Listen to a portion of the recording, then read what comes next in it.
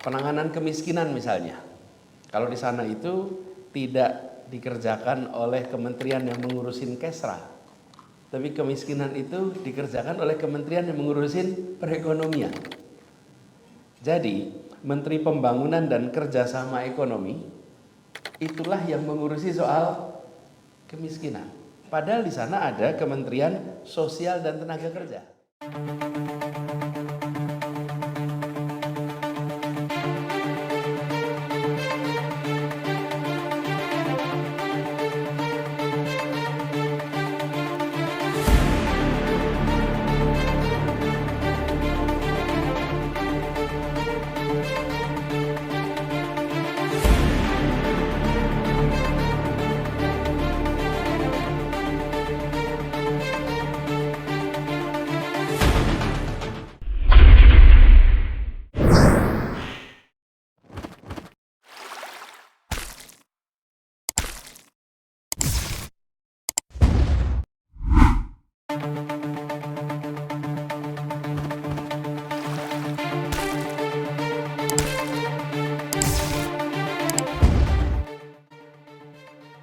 Jadi saya dapat kesempatan untuk berbagi.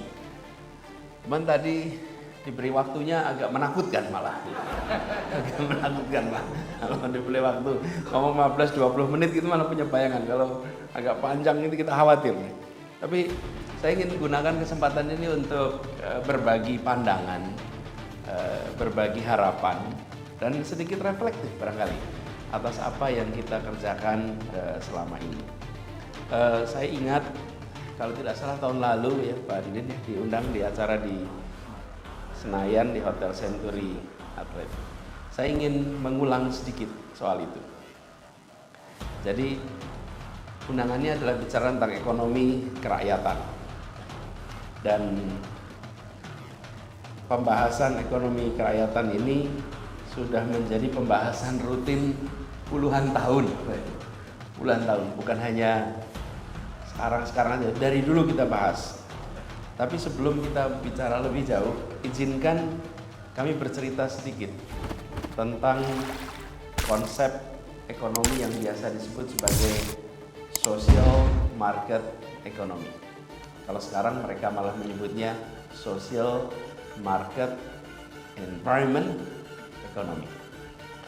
Nah kebetulan saya ketika tugas di Paramadina di kampus, kami secara khusus Pak mengadakan program pengkajian pendalaman terkait dengan konsep social market economy ini.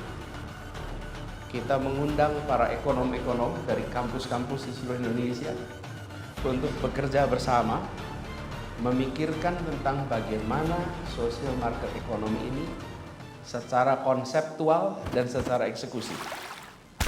Kami kerjasama dengan Jerman, karena Jerman yang sudah melaksanakan konsep ini. Jadi yang unik dalam penanganan ini, dalam konteks di Jerman, penanganan kemiskinan misalnya, kalau di sana itu tidak dikerjakan oleh kementerian yang mengurusin Kesra, tapi kemiskinan itu dikerjakan oleh kementerian yang mengurusin perekonomian.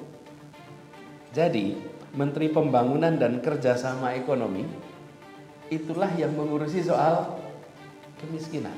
Padahal di sana ada Kementerian Sosial dan Tenaga Kerja. Kenapa itu dilakukan? Karena urusan kemiskinan, urusan ketimpangan itu diselesaikan melalui instrumen ekonomi,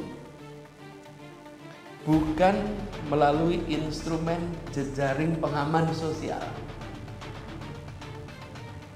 Jadi pasar perekonomian itu sengaja dirancang untuk memperhitungkan mereka yang miskin dan mampu mengakomodasi mereka dengan memberikan kesempatan-kesempatan yang setara di dalam sistem perekonomiannya. Yang biasa kita kerjakan, apalagi di Amerika Utara, biarkan market beroperasi. Nanti ada yang disebut sebagai market failure, kegagalan pasar. Market failure itu yang bisa menciptakan atau yang muncul dengan fenomena ketimpangan, di mana kemiskinan. Nah, market failure itu, sisa itu nanti yang akan dibantu oleh pemerintah dengan berbagai macam program peran sosial. Jadi, membereskan persoalan ketimpangan kemiskinan bukan semata-mata sebagai instrumen, menggunakan instrumen pemerintah, tapi justru menggunakan instrumen pasar. Nah, ini konsep ini, social market economy ini didorong menjadi alternatif ketiga setelah kita punya dua yang kita tahu di dunia ini. Satu adalah sistem kapitalis, yang satu sistem sosialis. Ini menjadi jalan ketiga yang ditawarkan. Dia menggabungkan sistem ekonomi pasar, sistem ekonomi kapitalis dengan kebijakan-kebijakan sosial yang memastikan adanya kompetisi yang adil di dalam pasar dan di dalam meraih kesejahteraan bersama. Jadi, negara tidak mengintervensi perencanaan produksi, tidak mengintervensi perencanaan ketenagakerjaan, penjualan, tapi negara menggunakan instrumen kebijakan moneter, menggunakan instrumen kredit, perdagangan, perpajakan, bea cukai, investasi untuk menciptakan sebuah perekonomian, untuk menciptakan sebuah pasar yang memastikan bahwa kesejahteraan dan memastikan bahwa terpenuhinya kebutuhan seluruh populasi, bukan hanya sebagian populasi. Nah, kita ketika melihat ini, konsep ini di dalam operasionalisasinya di sana, rasanya seperti melihat sesuatu yang sering kita baca dalam literatur kita, yang kita sebut sebagai konsep ekonomi Pancasila. Konsep ekonomi kerakyatan yang sudah digaungkan berdekade-dekade yang lalu. Nah, kalau kita lihat, saya cek nih sejarahnya, social market economy ini, itu pertama kali di Jerman itu tahun 49. Sebenarnya kita lebih awal tuh bicara tentang bagaimana ekonomi kerakyatan, ekonomi Pancasila itu sudah jauh sebelum tahun 49. Tapi ada bedanya Bapak Ibu. Apa bedanya ini? Bedanya, kita yang membawa konsep ekonomi kerakyatan, konsep ekonomi Pancasila berhenti di wilayah filsafat. Ekonomi Pancasila sebagai filosofi. Sementara mereka yang berada di dalam social market economy bergerak sampai modeling. Bagaimana hitungan matematikanya? Bagaimana model perekonomiannya? Fungsi produksinya seperti apa? Jadi di kita berhenti di wilayah filsafat, karena itu nggak bisa didebat, pasti semua setuju. Pasti semua setuju. Oh, filosofinya adil kok, mana ada yang nggak setuju sama adil?